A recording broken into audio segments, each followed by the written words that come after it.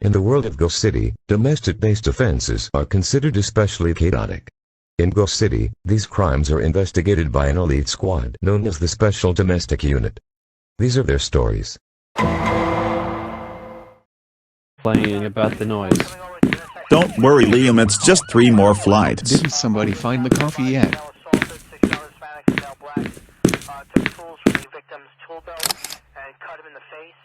Yo, CO Glenn and Washington.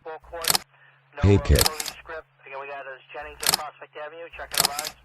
Jessica Neal, 26-27, shot in the back of the head. Probably 2 days. Ask me, it was probably the dealer. Weapon?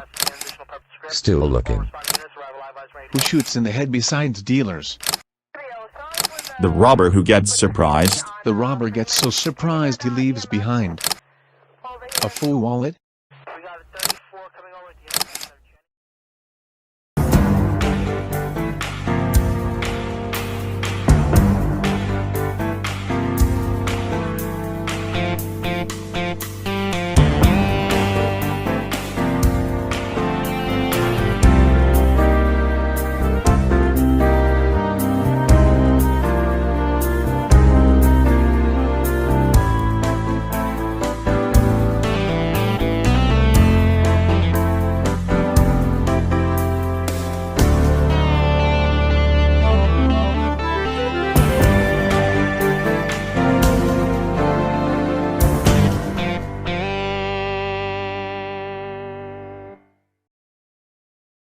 Needs a paint job.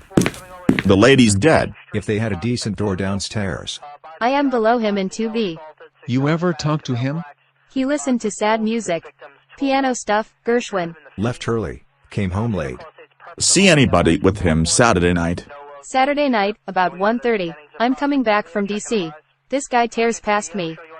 Did you get a good look at him? 1 a.m., guy goes running down the steps in this city.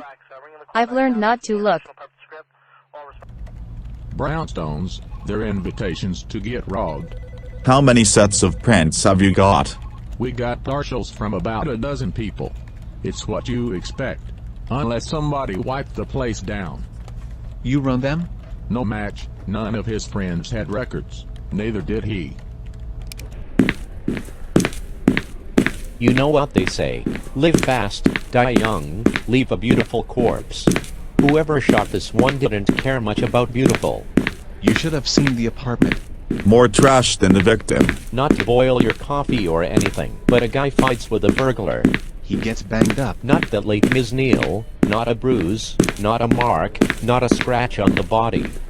Just a nice, clean 38 entrance wound. Close ranged? A foot, maybe 18 inches. Powder burns, stippling. You check both hands. Clean, not a trace of powder. The guy didn't shoot himself, that's dead certain.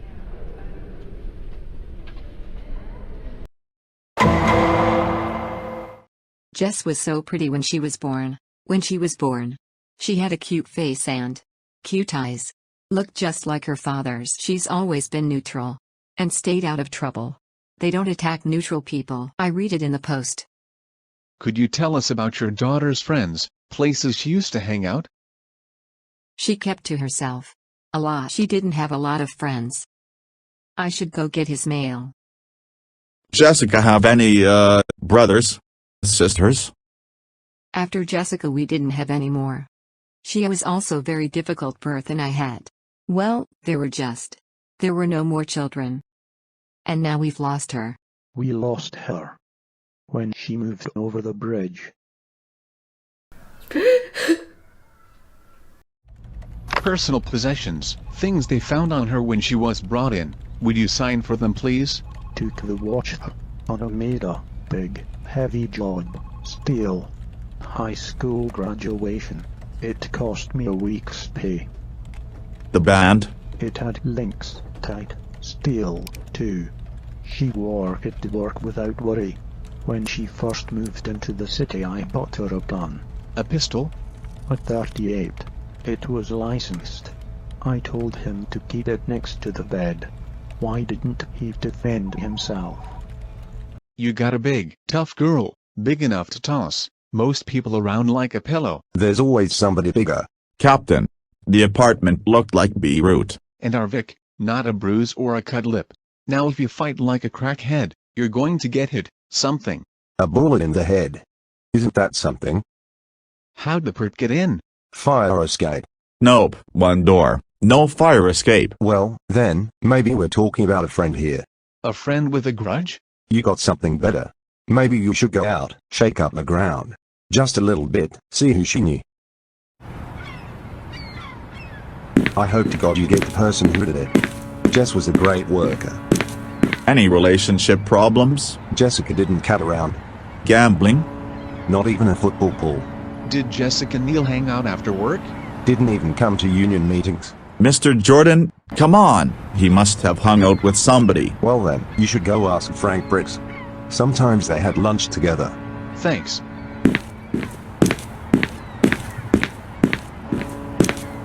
Frank Briggs.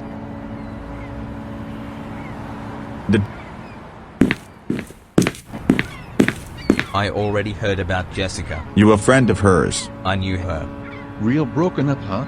If I knew who did, I would have let you know. Where were you Saturday night? I was in New York visiting my parents. I got back Sunday afternoon.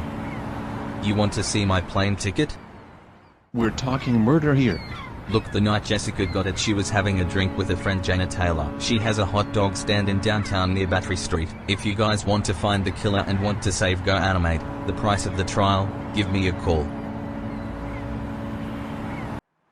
That night, before I visited my sisters, I had a drink with Jessica. We talked a while about nothing really. I just told her I thought she should go back to school. She originally wanted to be a lawyer, basically like a prosecutor.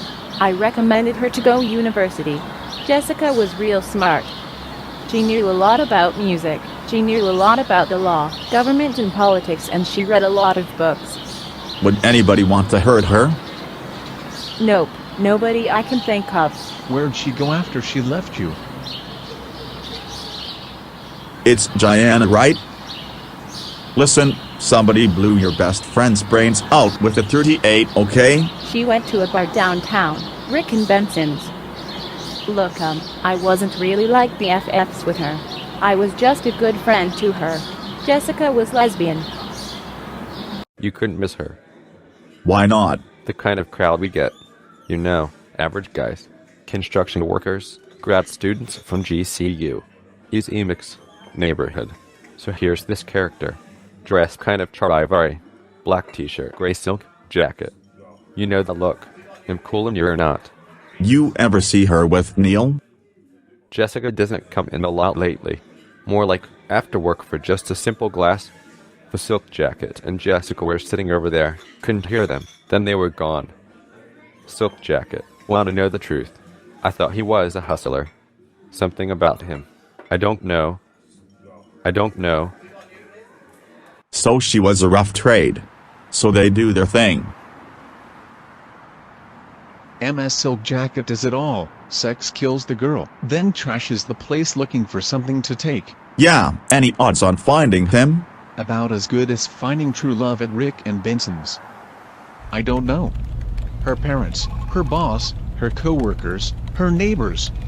No one knew this lady was lesbian. If they're out there, I don't see them. Think a lot of cops are lesbian or gay? No way, man. The department's got a special test. They look at you in the eye. If your left eye blinks before your right eye, they know your game. They say 1 in 10 guys, they just fade in. Silk jacket? 5 to 1 she's not in any of these as I look on my computer. Good news and bad news. Let me guess. Good news is someone just walked in and confessed. Good news is they found the gun. Empty lot 6 blocks away. Bad news. Wipe clean. Registration? You're gonna love this. You'll Vic. Jessica Nell. Terrific.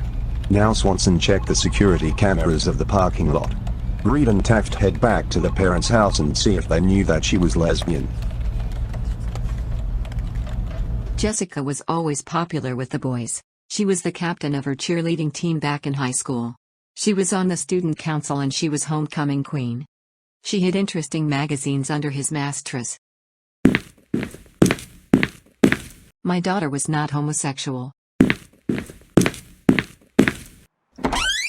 She knows. She just can't admit it. And you? Jessica had everything going for her. Any boy she wanted. Her friends would come over and hang out in her room, just to be around her. Usually play games on the computer, or study for midterm high school exams. When she dropped her high school boyfriend, a handsome one. He was very handsome, and very smart. She moved to Lakeside. I'd go visit her in Lakeside and we'd either take a stroll through the city or go by the Lakeside River. Sometimes, I just stare. She looked like everybody else.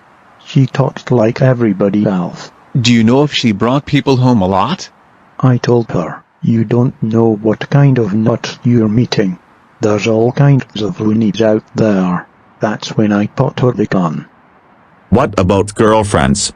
She ever tell you anything about any of them? What do you want to hear? Want to rub my nose in it? She mentioned one girl. Fanny. Addie somebody. What do you think he'd say? You told him Jessica was lesbian. Or that maybe you're having an affair. I'm married. Annie is off today. Well, let's talk about other relationships. What about you and Jessica Neal? Before I got married we started dating for about a year. Then she broke up with me because she wanted to move on and that we remained friends. When I found out that she was lesbian, I used to make fat jokes all the times to her. You know, the way blacks call each other the N-word. Anyway, Jessica would never let me get away with it. I loved her once and that was it. So you take a weekend out of town and she picks up somebody else. Huh? 6-8 weeks ago, that's when she started seeing somebody new named Annie. You know where he lives? Somewhere in Springfield. Gray silk jacket named Annie? Bullet to the head. This case I heard about it before. What, are you a psychic now? Month ago, maybe 2, same kind of killing. Lesbian or gay bashing? A friend of mine worked a case like this up in Montana. I read about it last week or week before. You sure you didn't read about this in your dreams, Liam? I'm looking up and searching up X-ray. We got one in New York, Queens, Maine, Pennsylvania. Hey look, African vulture. One of them interests you. Guys, take a look at this. Earthquakes. And murder. Guys, just found the gun was found in an empty parking lot. Wiped clean. Burglary. Ripped the place apart. A week later, another one just like it in New York. The Vic's address book, can you fax it? 347-444-2140. Yeah, alright, thanks. He's faxing it. Yeah, I'll call the 27 North Homicide Squad from the NYPD in NY. Lead investigator's name is Danielle Watterson. They're not that friendly in New York. Too much snow in winter makes them crazy. Am I sure it's a similar case? Look, I'm as sure as I can be not looking at the bodies, okay? Right. The victim had no address book, just a lot of phone numbers on scraps of paper. Copies? Oh, an open homicide investigation. What do you think we're doing, getting cats out of trees? Look, we linked the victims, we got a case, okay? Now if you can just send us, nobody's asking for the originals. Just fax us whatever you got, okay? Give me the damn phone. Listen man, like bro. What can you not understand? How fucking difficult is it to fax us whatever you got? I'm calling from the police department, not from the Board of Faxing Education. Hey fuck you too, alright? In an open investigation, we do not release evidence, we do not release fucking evidence, my ass. You know how some people got to give you a hard time? Did you really have to talk to him like that? They just want to feel they're alive. Let's give them a hard time back. Look, do they want an arrest or what? Put the fire out and I'll settle this thing. Yes, yes, Captain.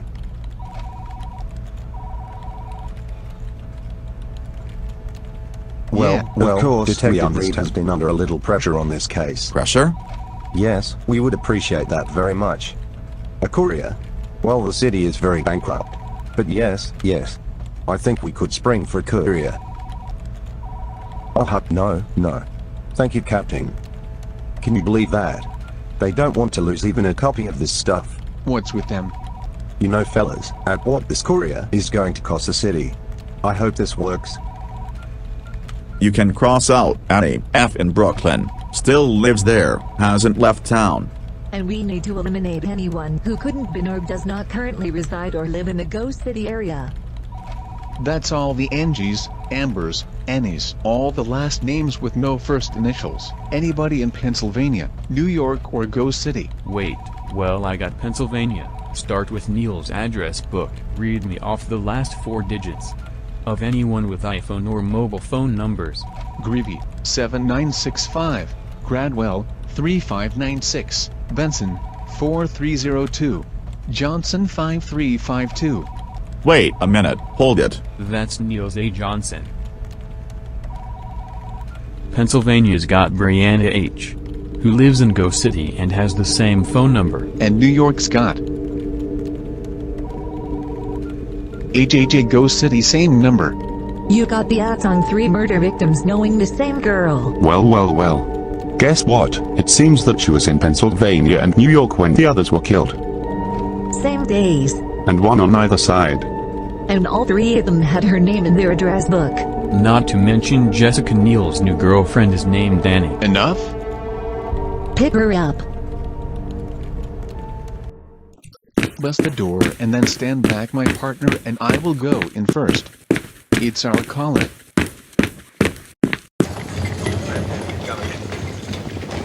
That's funny. I figured packable may be Mozart. Ready? Go. Police. Which one of you is Annie Johnson? I'm Annie Johnson. You're under arrest for the murder of Jessica Neal. Put your hands on top of your head. But I didn't. Now. Check it out. Come on. Get up. Get up. Spread the legs. You have the right to remain silent. Anything you say may be used against you in a court of law. Hands behind your back. You have the right to an attorney. If you cannot afford an attorney, one will be provided for you at no cost. Her lawyer's already here. Jackie Addison. Great. Why? Who is she? Probably the toughest civil rights lawyer since Saul Goodman. Amila Dash. Jackie Addison, your cops put my client in a holding cell with a bunch of drug addicts. Jeez, we tried to get her a private cell. Well, he looks like he survived. Well, it isn't my business, counselor. But this case isn't exactly your ballgame.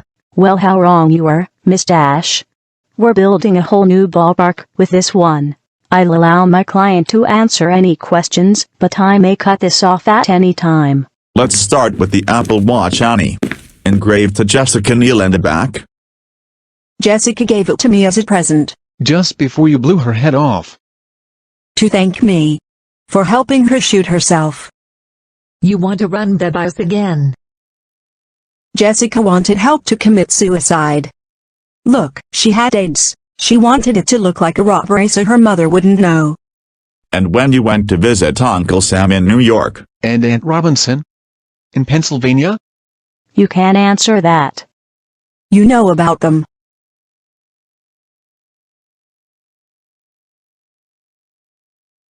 Look. If you commit suicide, you don't get the insurance. Those women. Oh, we know who you're talking about. But they pulled the trigger themselves? Yes. And you just wiped the gun clean? My client has nothing to say about those cases you're talking about. What about Jessica Neal? Do you know what AIDS look like? Have you seen Kaposi's sarcoma? You know what pneumocystis does, what it's like when you can't breathe. Brianna won a medal in the Olympics in Greece. Angie was a teacher in Madison Elementary PS 283 and was a great examiner in the Department of Education. That last month of her life, she forgot how to tell time. Did you shoot Jessica Neal? Jessica didn't want to waste away. Who pulled the trigger? I held the gun. Jessica wrapped her hand around mine. She said she wanted to die. I helped Jessica what she wanted. I didn't want to do it. but I wasn't considering myself. It's called mercy killing. You have 48 hours to arraign her, or let her go. Ask the medical examiner if Neil did have AIDS. You'll get answers faster than I will. And if Neil did? Then find out about the victims in New York and Pennsylvania. What if they had AIDS too? We'll need answers to questions we haven't even thought of. The guy's jibed, I'm telling you. Yeah. Well, the jury might not think so. Yeah, well, what's the jury gonna think when they hear that Neil never even touched the gun? No powder residue on her hands. Neil had AIDS, so did Pennsylvania and New York. So Johnson's telling the truth. Or part of the truth. You say it's a mercy killing. You don't do 15 to life. Well, because someone has AIDS doesn't mean he can't be murdered. But where does that get us? He's killing these AIDS patients for kicks. I hated Jessica being that way. I hated the people she hung out with. I hated the way she lived her life. But this girl Johnson, you shouldn't put her in jail. She shot your daughter. You read the articles, newspapers. Not an easy way to go. Jessica wanted to die. You can't be sure of that. Yes, I can. Jessica asked me to shoot her first. I knew Jessica was lesbian. We just couldn't talk about it. I'll never have that chance now. That bitch Johnson killed my daughter. You have to put that woman in jail. The defense is going to make a very strong case that your son intended to die. I've been getting Jessica's mail. This letter, lesbian woman, allied against AIDS. Jessica had an appointment with someone to talk about taking AZT. My daughter wanted to live. The charges are murder in the second degree, conspiracy in the first degree, manslaughter in the first degree, criminally negligent homicide, promoting a suicide attempt, and reckless endangerment in the second degree. Does the defendant wish to enter a plea? Yes, Your Honor, not guilty on all counts. Do the people have a bail recommendation, Mr. Rook? This case is a homicide, Your Honor. Despite the circumstances, we feel that some bail is necessary. Personally, I'm uncomfortable releasing any homicide defendant without substantial bail, but I do not feel this defendant is a major flight risk. $50,000, short date. Is killing us through neglect. The mayor, the governor, the president. They have blood on their hands. While we are dying, they are prosecuting Annie Johnson. Take the money from the district attorney and give it to the health department. Mr. Adams, do you think the prosecution is hostile to people with AIDS? If Jessica Neal was dying of Alzheimer's and Annie Johnson wasn't gay, would they charge him with murder? Every LGBTQ activist in the country's gonna be after us. I understand, Noland, but lesbian straight is not the issue. Murder masquerading as assisted suicide is the issue. Now let's say we drop all the charges and we just go for a misdemeanor. We're not ignoring the gay-straight question, we're making it the only question. You know what that is? Good politics. Yes, and bad law. It is not compassion. It's pity for gay people, and pity is one step away from ridicule. Now what if Jessica Neal wanted to die? How does anybody know what went through Jessica Neal's mind? 5 minutes before she died. Or 2 minutes. Or 20 seconds. And Annie Johnson, who's done this twice before. Did he talk him into it? You can't change the fact that Nell was lesbian and Johnson was lesbian. What I can't change is that Annie Johnson didn't bring pills and leave them. He didn't bring a gun and leave it. He pulled the trigger. Jessica Neal didn't need an angel of death. She wasn't. Look, you're HIV positive. You think you'll hang around till you get sick. You start to feel lousy. It's hardly unusual to think about suicide. Jessica wanted to kill herself. I told her not to. And? He said he'd think about it. Going on AZT, trying experimental drugs. I saw Grace Adams on TV. Anybody want to call Annie Johnson a hero? I tell them to look at me. I was diagnosed with AIDS when it was called GRIT, for God's sake. I'm still here. Johnson had no right to shoot Jessica Neal. Okay, thanks.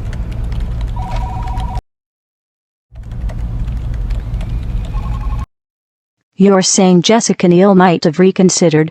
If he'd reconsidered, my client wouldn't be here. You don't know that, I don't know that. And even you don't know that Miss Johnson, you were involved in those cases in Pennsylvania. Do you have a stake in getting these people to die? No, Mr. Rook, I don't. Did you try to talk Jessica Neal out of it? Several times over several hours. She didn't want to turn into a zombie.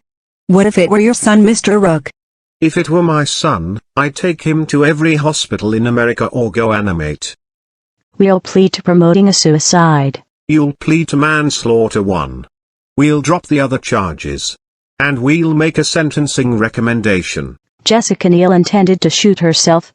Manslaughter 1 is an admission my client intended to shoot her. She didn't shoot her full of penicillin. We are finished here, Annie. Mr. Rook, I hope you never have to face these choices yourself. I hope you never see anybody dying the way I've seen people die. But if you do, I hope you have the courage to do whatever has to be done.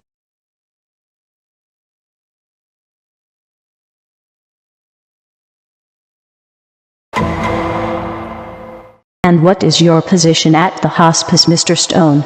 I counsel people with AIDS. Over the past year, how many people have you counseled? Short term, over 200. Long term, perhaps 300. And how long have you worked there? 11 years. Everyone you care for is dying? We're all dying, Ms. Addison. I mean, the people in the hospice are terminally ill. Most of those who come to us will die within a year. Isn't it true that many cancer patients experience excruciating pain? Yes, that's common. You ever counseled anyone to commit suicide? Action, Your Honor. Relevance: this trial isn't about the right to die, it's about whether the defendant shot Jessica Neal. The issues surrounding right to die are murky in this state, Mr. Rook. The testimony seems to me relevant. The witness will continue. I've counseled people on suicide. Yes, we call it letting yourself be snowed under. And what do you counsel them? Well, we suggest that they go to England, where doctors have the right to assist their patients in dying. Thank you. Mr. Stone, have you ever given to anyone in your hospice lethal chemicals, a gun, any device that might help them commit suicide? No. Why not? I've been told it's against the law. We've established a hotline to answer questions about AIDS. How many of these calls have you answered personally, Mr. Adams? Thousands. I volunteer 3 nights a week. I've been doing it for 7 years. Do the callers ever ask you about suicide? Frequently. And what do you tell them?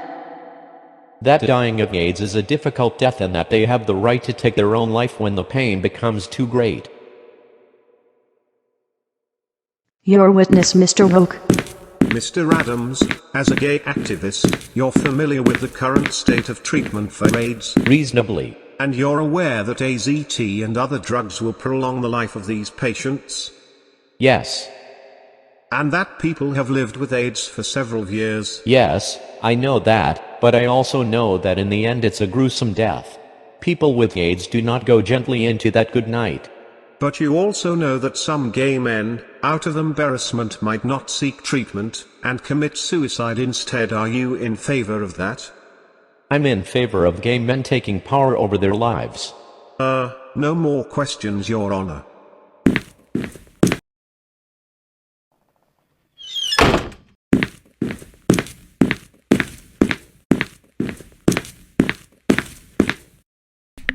Excuse me, are you Tom Rook? Yes, sir.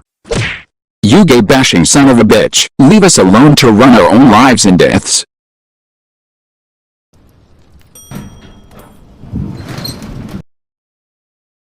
It could get worse. What? You think I need a police guard? You think it's a joke? Gay activists don't shoot people. I wouldn't be so sure you're safe, Tom. Jessica Neal has AIDS. Jackie Addison just released it. It's time to bail out of this. It just seems like revenge at this point. Find us something, anything. Tonight. Yes, go back over the evidence, give us a reason to drop the charges against Neil.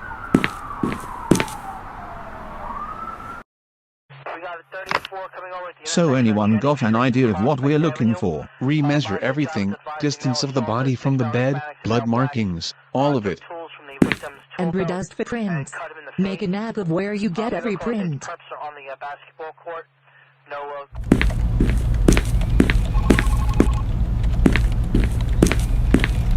How's the jaw? Only hurts when I prosecute, so keep me out of court until the swelling goes down. 2 bookcases were turned over, pushed from behind. Yeah, we redusted. Full palm prints on the back of both. Both sets of prints belong to Jessica Neal. Johnson's prints weren't on them. Which means Neil trashed the place herself to make it look like a burglary. Which means he wanted to die. Maybe to us. Meaning? It's convincing emotionally, but not legally. The prints could have been put there a year before, and as to state of mind, he could have changed it to microsecond before Johnson pulled the trigger. But does it convince you? Johnson's already under a sentence of death. That's as much payment as anyone could ask for. Drop it completely. It's the right thing to do. He pleads to promoting a suicide. He does no time. Yeah. You got a copycat. A woman from Springfield and another woman from Madison just shot their retarded daughters. They say they got the idea of a mercy killing from the Mill case. Well? We have no choice. We keep going. This morning I was just another ruthless DA, now I'm running the Inquisition. Mr. Rook, why do you want to put a dying woman in jail? Mr. Rook, if you were dying of AIDS, would you want someone to end your misery? Would you comment on that, sir? Mr. Adams asks, do I want to put a dying woman in jail? The answer is no, but we're asking a more important question in this courthouse. Does Annie Johnson have the right, all by herself, to put a dying woman in her grave? You allow regular customers to charge their drinks. Well, not exactly charge. You got to make a payment on your tab every once in a while. Did Jessica Neal pay her bill regularly? She ran her tab on and off for the last 2 or 3 years. Paid a little on it now and then. Never let it got much over $100. Did that change, Mr. Scab? A couple of weeks before Jessica died, she comes in. She lays $120 on the bar and says this is for the bill plus a tip for me. I said, Jessica, what, you hit the lottery? She said, no, I just want to pay my bill. After that, she paid cash. Your own daughter. He handed you the gun. What did she say? I told her I didn't think I could go through with it. And what did he say? What words did she use? She said, Dad, if you ever wanted to do anything for me, do this. Thank you. Mr. Neal, I know this is difficult, so bear with me. You testified that your daughter wanted to shoot herself. She has a gun, why didn't she? Were her reasons religious? No. Was she worried about the pain she'd cause other people? No. Then why do you think your daughter was unable to take her life? She said she was afraid to die. Thank you, sir.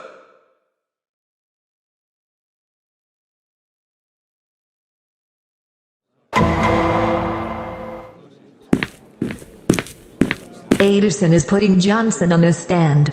Tough to win the hearts and minds of a jury by cross-examining a girl dying of AIDS. It's still a trial.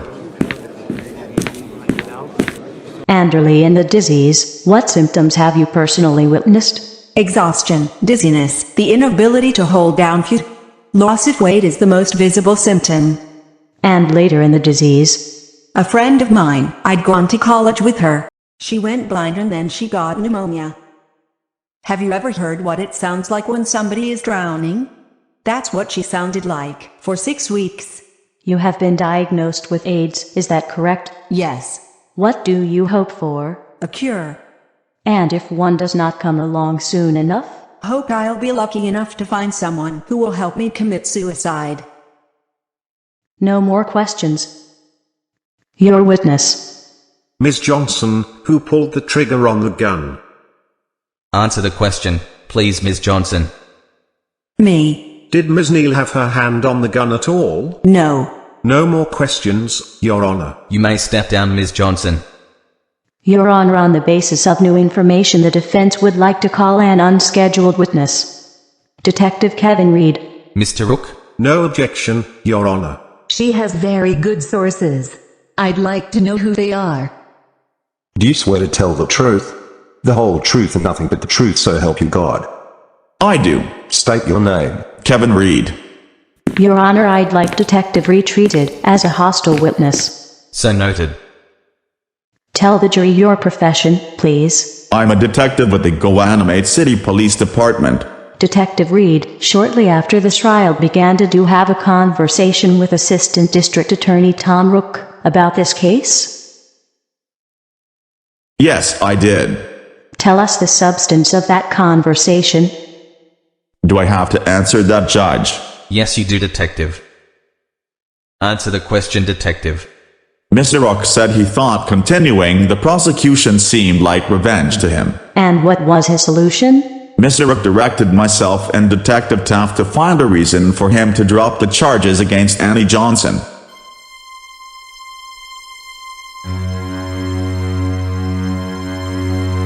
On the first count of the indictment, the charge of murder in the second degree, how does the jury find? Not guilty. On the second count, the charge of conspiracy in the first degree, how does the jury find? Not guilty. On the third count, manslaughter in the first degree, how does the jury find? Not guilty. On the fourth count of criminally negligent homicide, how does the jury find? Not guilty. On the fifth count, promoting a suicide attempt, how does the jury find? On the sixth count, reckless endangerment in the second degree, how does the jury find? Guilty.